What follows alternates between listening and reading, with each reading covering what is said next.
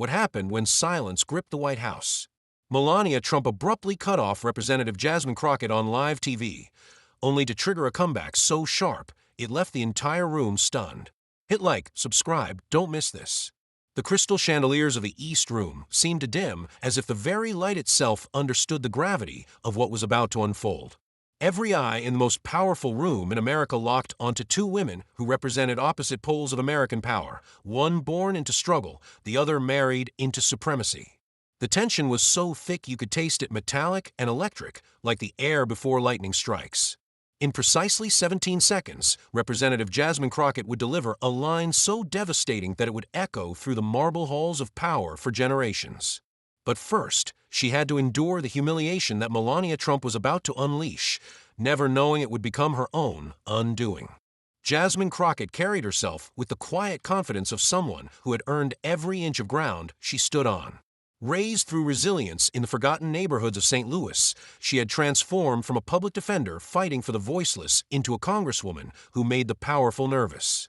Her preparation was legendary. Staff members spoke in hushed tones about finding her in her office at 3 a.m., surrounded by binders of research, preparing for battles others didn't even see coming. She wasn't just feared for her rhetoric, she was feared for her receipts. When Jasmine Crockett entered a room, she brought the truth with her, documented and verified, ready to deploy with surgical precision. Melania Trump represented everything the establishment held sacred: polished perfection, calculated control, and the impenetrable armor of global recognition. The former First Lady had mastered the art of strategic interruption, using her timing like a weapon to destabilize opponents before they could find their footing. Her brand control was legendary, every appearance choreographed down to the angle of her chin when she delivered her dismissive glances. She moved through the world with the confidence of someone who had never been truly challenged, who had always been able to control the narrative through sheer force of presence. Tonight, she would learn that presence without substance was just expensive emptiness. The East Room of the White House had been transformed into a battleground disguised as a forum. The occasion was a high-stakes summit on youth and technology, broadcast live across every major network and streaming platform. Tech CEOs sat in the front row, their faces carefully neutral as they calculated which side to support. Lawmakers filled the velvet seats, many live streaming on their phones, providing commentary to their constituents in real time. Journalists lined the walls, their fingers poised over keyboards and phones, ready to transmit history as it happened. The cameras, CNN, Fox, MSNBC, C-SPAN, and dozens of international outlets, created a maze of red recording lights, each one a portal to millions of viewers worldwide. The stakes transcended typical political theater. This wasn't just about social media regulation or tech accountability. This was about the soul of America's future. How would the nation protect its children in the digital age? Who would have the power to shape young minds, Silicon Valley algorithms, or democratic institutions? Every word spoken tonight would ripple through legislation, corporate boardrooms, and family dinner tables. The very concept of childhood in the 21st century hung in the balance, and everyone in the room knew it. The evening had begun with typical Washington choreography. Opening remarks from cabinet officials, carefully moderated panel discussions, the kind of controlled dialogue that changed nothing while appearing to address everything. But when Jasmine Crockett took the microphone for her segment on digital equity and child safety, the energy in the room shifted. She didn't speak in talking points or poll-tested phrases. She spoke truth, raw and unfiltered, about the children in her district who did homework on phones because they couldn't afford computers, about parents working 3 jobs who couldn't monitor their kids' online activity, about the digital divide that was creating a caste system in American education. "We talk about protecting our children online," Crockett said, her voice carrying the kind of moral authority that made people lean forward, "but we're not talking about the children who can't get online at all. We're not talking about the kids doing homework in McDonald's parking lots for the Wi-Fi. We're not addressing the systemic inequities that make some children vulnerable not just to online predators, but to being left behind entirely in the digital economy." The tech CEOs shifted uncomfortably. Several lawmakers nodded along, though their agreement seemed more performative than genuine. Activists in the gallery began recording, sensing something authentic cutting through the usual political theater. Crockett continued, building momentum with each word, painting a picture of 2 Americas, one where children had every digital advantage, another where they were lucky to have basic connectivity. We keep talking about policing content, about filtering and blocking and monitoring, she continued, her voice rising with controlled passion. But real protection means giving families the tools they need to thrive in the digital age. It means universal broadband. It means digital literacy programs.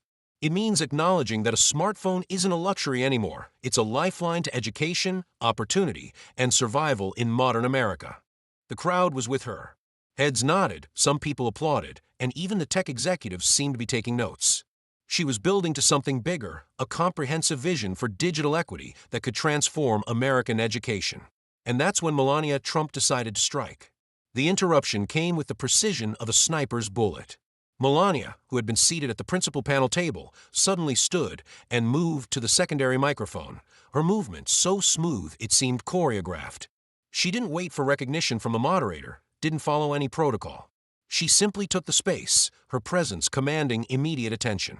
Representative Crockett, Melania began, her accent adding an edge of condescension to every syllable. Your definition of public safety seems rather limited. The pause before limited was devastating, loaded with implications.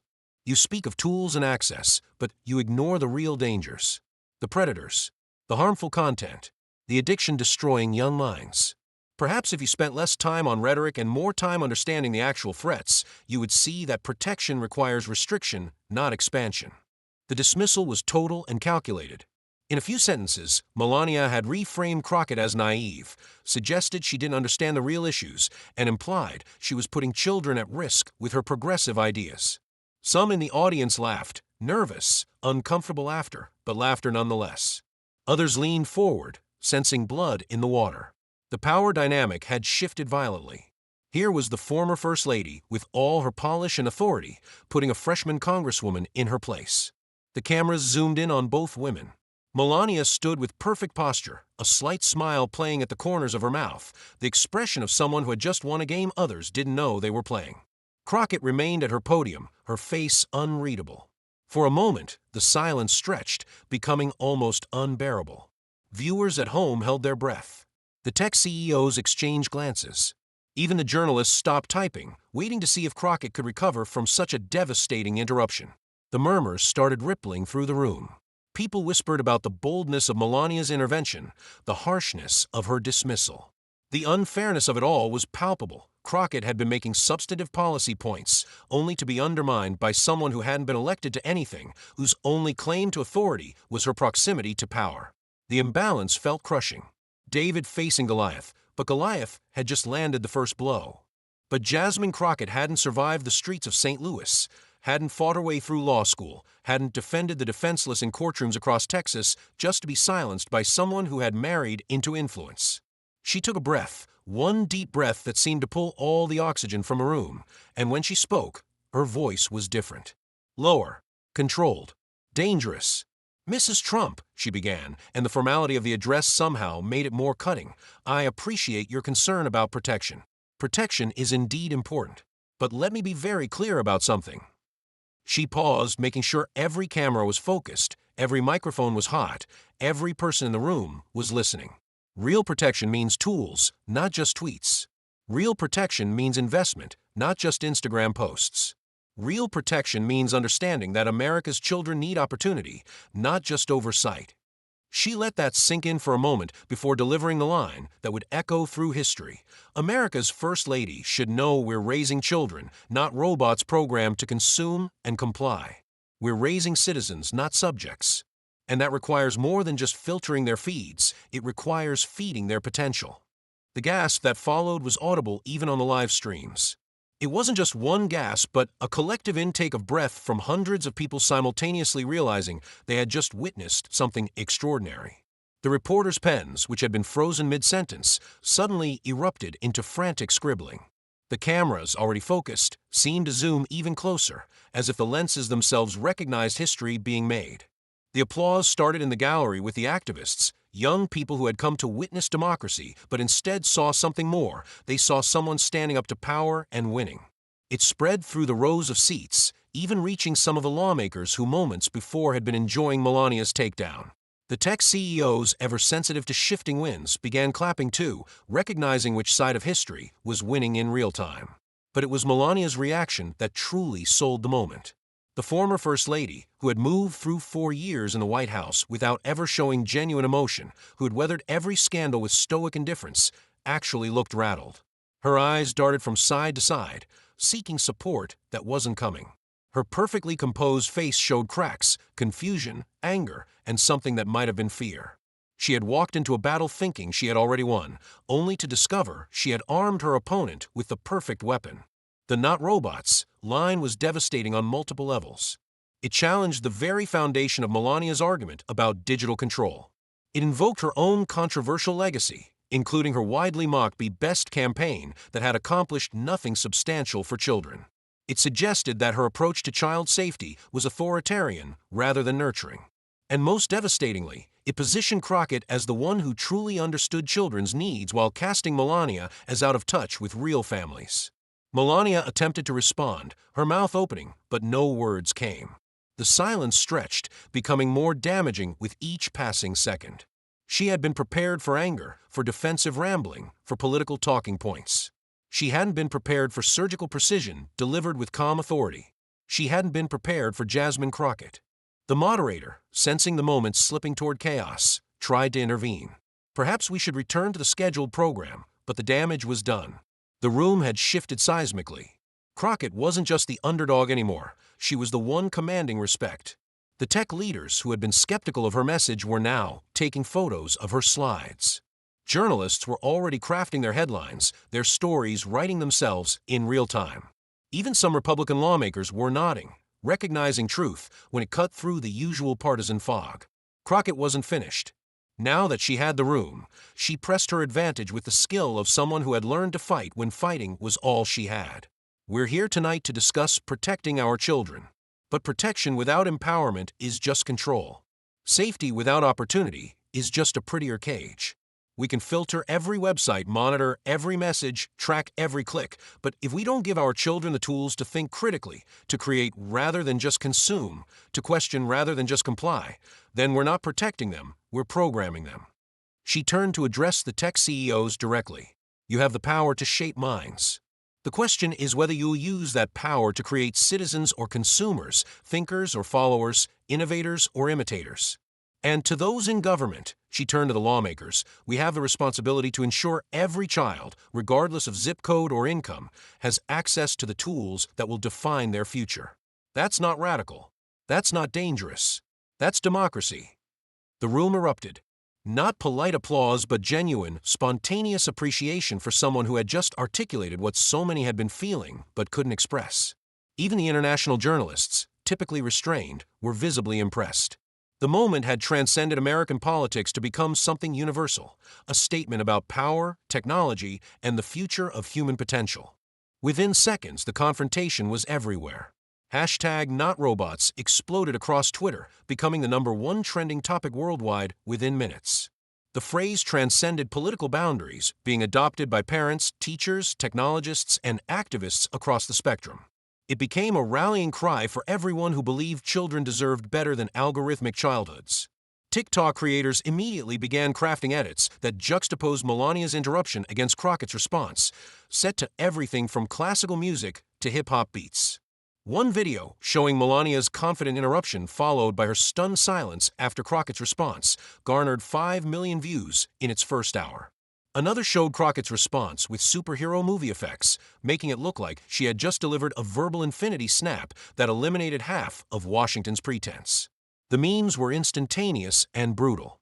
Melania's shocked face became the new standard for expressing the moment when overconfidence meets reality.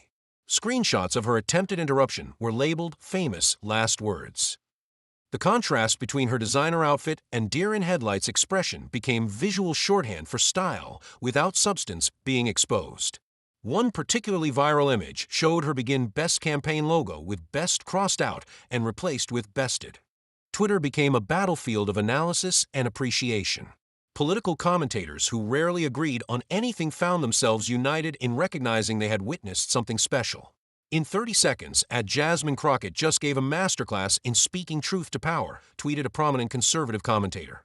I don't agree with her politics, but that was magnificent. Liberal voices were even more effusive.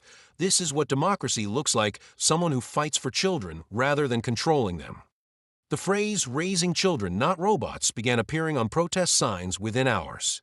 Parents adopted it as a philosophy, sharing stories about choosing creativity over compliance in their parenting. Educators made it a hashtag for discussing student-centered learning. Even some tech workers embraced it, using it to push back against algorithmic manipulation in their own companies. YouTube creators rushed to upload reaction videos, many of them getting millions of views. The format was always the same, showing Melania's interruption, building the tension, then revealing Crockett's response, and capturing the reactor's genuine surprise and satisfaction.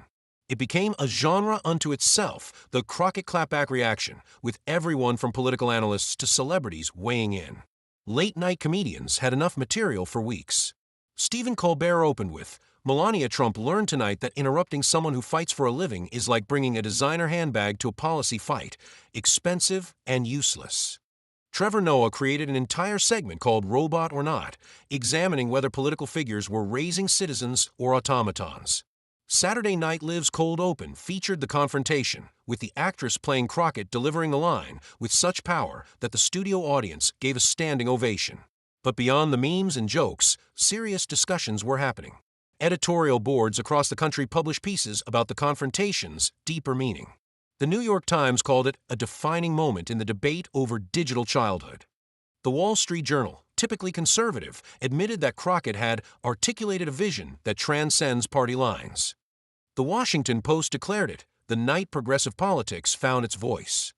Educational policy experts began citing Crockett's framework in academic papers and conference presentations. The phrase "tools, not just tweets" became a shorthand for substantive versus performative policy. Think tanks scrambled to develop white papers expanding on her vision of digital equity as a fundamental right rather than a luxury. The tech industry's response was particularly telling. Within days, several major companies announced initiatives aligned with Crockett's vision: universal access programs, digital literacy partnerships, and commitments to design products that encourage creation over consumption.